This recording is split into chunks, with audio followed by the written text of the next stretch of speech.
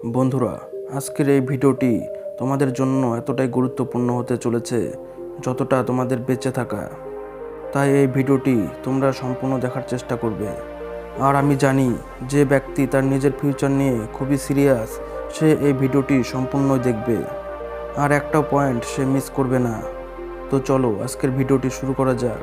লোহাকে কোনো জিনিসই নষ্ট করতে পারে না, তবে সেই লোহাটিকে যদি কাজে না লাগানো হয় তবে তার নিজের জংই তাকে নষ্ট করে দেয়। সেই একই রকম পৃথিবীর যে কোনো মানুষ যদি একবার অলস হয়ে যায় আর নিজের কাজগুলো যদি সে না করতে পারে, তাহলে তার সেই অলসতা তার মাইন্ডসেটটিকে শেষ করে দেয়। আজ এই ভিডিওটি থেকে তুমি যে কথাগুলি জানতে পারবে সেগুলি শুধুমাত্র 3 মাস তোমাকে ফলো করতে হবে। আর এই 3 মাস যদি তুমি এই রুটিনগুলিকে ফলো করতে পারো আর মেনে নিতে পারো ও সহ্য করতে পারো, তাহলে গ্যারান্টি তোমার জীবনে পরিবর্তন আসতে চলেছে। বন্ধু, এই যে বিলিনিয়র ওয়ার্ডটি আছে, এই ওয়ার্ডটির মধ্যে অনেক পজিটিভ শব্দ রয়েছে, যেমন ট্র্যাঙ্গেলার, হার্ড ওয়ার্কার, স্মার্ট ওয়ার্কার, এই সমস্ত শব্দ মিশে আছে। আর আমি জানি যে ব্যক্তি নিজের ফিউচার নিয়ে খুবই সিরিয়াস, সে এই ভিডিওটি সম্পূর্ণ দেখবে, একটাও পয়েন্ট সে মিস করবে না। তো এখানে আমাদের ফার্স্ট পয়েন্ট হলো বিলিনিয়র ইজ সুপার অ্যাক্টিভ। এই মানুষগুলো সকালবেলা একটা জোশের সঙ্গে ঘুম থেকে ওঠে, আর একটা ভালো মর্নিং রুটিনই সারাদিনের জন্য তোমাকে একটা ভালো কিক স্টার্ট দেয়। এলন মাস্ক সকাল 7টায় ঘুম থেকে ওঠে আর সম্পূর্ণ জোশের সঙ্গে ওঠার পর একটা কফি নেয় এবং নিজের বিজনেস ইমেল ও টেক্সট মেসেজের জবাব দেয়। এই জিনিসটি তোমার ক্ষেত্রেও অ্যাপ্লাই হয়। সকালে যখনই তুমি ঘুম থেকে উঠবে, সম্পূর্ণ জোশের সঙ্গে বিছানা ছাড়ো, নিজের মনে মনে বলো যে আজ আমি আমার প্রত্যেকটা কাজ সম্পূর্ণ জোশের সঙ্গে এবং সম্পূর্ণ কমপ্লিট করব। কারণ সকালের এই এনার্জি তোমার মধ্যে একটা পজিটিভ এনার্জি তৈরি করে ও এটি তোমাকে কর্মে উদ্দীপনা তৈরি করে। আর একবার বিছানা থেকে উঠে পড়ার পর দ্বিতীয়বার আর তুমি সেই বিছানায় ফিরে যেও না, নয়তো তুমি আবারও শুয়ে পড়বে আর উঠতে অনেক দেরি হয়ে যাবে। 1 সপ্তাহ পর সব কিছু ধীরে ধীরে পরিবর্তন হওয়া শুরু হয়ে যাবে। আর এই পরিবর্তনের অনুভব থেকেই তুমি বুঝতে পারবে যে হ্যাঁ, কিছু তো ব্যাপার আছে এই মর্নিং রুটিনে। আমাদের দ্বিতীয় পয়েন্ট হলো, যেমন আমরা ভাবি তেমনই আমরা তৈরি হয়ে যাই। যদি তোমার স্বপ্ন খুবই ছোট হয় আর তোমার চিন্তাভাবনাগুলো যদি এরকমই ছোটোখাটো হয়, তাহলে তোমার জীবনও এরকম সীমাতেই থেকে যাবে। আর তোমার বয়স যখন এইভাবেই 70 বছর হয়ে যাবে, তখন যেন এটা ভাবতে বসো না যে আমি এটা করলেও করতে পারতাম। ভাই, করতে পারতাম না, করতে পারো। আর সেটা তুমি আজ থেকে শুরু করো। বড় স্বপ্ন দেখতে গেলে কি কোনো ট্যাক্স লাগে? কোনো বড় গোল সেট করতে গেলে কি কাউকে কোনো টাকা দিতে হয়? তা তো না। তাহলে সমস্যা কোথায়? আর একটা কথা, যখন তোমার গোল ছোট হবে তখন তুমি সেটাতে খুবই কম এনার্জি লাগাবে আর তোমার কাছে পার্সেন্টেজ অনেক কম হয়ে যায় যে সেটা তুমি অ্যাচিভ করতে পারবে। কিন্তু তার পরিবর্তে যখন তোমার গোল বড় হবে, তখন তোমার পরিশ্রম ও এনার্জিও সেখানে বেশি পরিমাণে লাগাবে, সময়ও বেশি লাগবে। কিন্তু সেটা অ্যাচিভ করতে গিয়ে তোমার যে ছোটোখাটো গোলগুলো রয়েছে সেগুলো অটোমেটিকই অ্যাচিভ হয়ে যাবে। কোথাও যদি তীর ছুটতে হয় তাহলে চাঁদকে লক্ষ্য করেই তীর ছুঁড়ো। এতে যদি চাঁদে তোমার নিশানা লাগে তাহলে তো খুবই ভালো, আর যদি চাঁদে নাও লাগে তাহলে আশেপাশের তারাগুলোতে তো অবশ্যই লাগবে। যে ব্যক্তি মনে করে যে এটা করা অসম্ভব, তাহলে সে এই দুনিয়ার সবথেকে বেকার মানুষ। কারণ এই কথাটি বলে সে নিজের অক্ষমতার পরিচয় দিচ্ছে।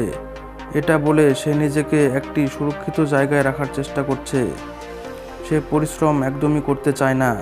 যতগুলো মানুষ হিস্ট্রি ক্রিয়েট করেছে তারা প্রথম অবস্থাতেই বিলিনিয়র হয়ে জন্ম নেয়নি। তারা তাদের অনেকগুলো বছর নিজের গোলকে দিয়েছে, অনেকগুলো বছর তারা রিস্ক নিয়েছে, অনেকগুলো বছর তারা তাদের নতুন কাজগুলোকে খুবই দক্ষতার সঙ্গে করার চেষ্টা করেছে ও সেই কাজগুলোর প্রতি অ্যাকশন নিয়েছে। তারপর গিয়েই তারা সেই জায়গায় পৌঁছাতে পেরেছে। তুমি এখন থেকেই হার মেনে নিচ্ছ। আজ থেকে নিজের গোলের জন্য আরও বেশি পরিশ্রম করা শুরু করে দাও। একটি বড় মানুষ হওয়ার জন্য তোমার কাছে একটি প্ল্যান থাকা জরুরি। আর এই প্ল্যানটি তোমাকে অন্য কেউ এসে দিয়ে যাবে না। এক জায়গায় বসে তোমাকে এই প্ল্যানটিকে নিজেই বানাতে হবে। বিলিনিয়ররা নিজেদের প্ল্যানগুলোকে খুব ভালোভাবে ম্যানেজ করতে জানে ও তারা জানে যে তাদেরকে কোথায় থেকে শুরু করতে হবে আর কোথায় শেষ করতে হবে। তারা জানে যে প্ল্যান হোক বা প্রজেক্ট হোক, সেটা প্রথম স্টেজ থেকে শুরু করে শেষ পর্যন্ত যাওয়া উচিত। আর এতে যতটা সময় লাগবে ততটা সময় এখানে দেওয়া উচিত। মধ্যেখানে কোথাও ছেড়ে দিলে হবে না। এমন অনেক মানুষ আছে যারা নিজেকে ওভার স্মার্ট ভাবে, আর তারা যে কোনো কাজকে মিডিল থেকে শুরু করে দেয়। কিছুদিন পর সেই কাজটিকে ছেড়ে ছুড়ে দিয়ে আরামসে বসে যায় আর দোষ দিতে শুরু করে এই সিস্টেমকে, এই সমাজকে। কখনো কখনো তারা তাদের বাবা মায়ের উপরও দোষ চাপাতে শুরু করে দেয় যে তোমাদের জন্যই আমি আজ কিছু করতে পারিনি। তাই আমি বলি, যে কোনো কাজ শুরু করার আগে তার বেসিক নলেজ নাও, সেটার একটি প্রপার প্ল্যানিং তৈরি করো, তারপর ছোট ছোট পার্ট করে তার উপর কাজ করা শুরু করে দাও। মনে রেখো, বিলিনিয়ররা আমাদের মধ্য থেকেই কেউ না কেউ উঠে গিয়ে সেই জায়গা দখল করে।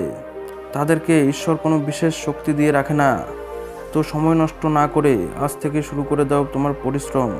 এখানে আরও একটি কথা জেনে রাখা দরকার যে একজন মহাত্মা প্রতিদিনের ধ্যান ও অভ্যাসের ফলেই সে তার নিজের অন্তরে প্রবেশ করতে পারে। একজন যোদ্ধা প্রতিদিন অভ্যাস করার ফলেই সে একদিন মহান যোদ্ধাতে পরিণত হতে পারে। যদি কেউ সঠিক প্রশিক্ষণ নেয় ও সঠিক অভ্যাস গ্রহণ করে, তাহলে সে অনেক বড় সমস্যাকেও খুব সহজেই সমাধান করতে পারে। ঠিক একইভাবে প্রতিটি মানুষের জীবনেই চ্যালেঞ্জ আসে, আর মানুষ যদি এই চ্যালেঞ্জগুলিকে ভয় না পায়, তাহলে একদিন এই চ্যালেঞ্জগুলি তাকে ভয় পেতে শুরু করে দেয়।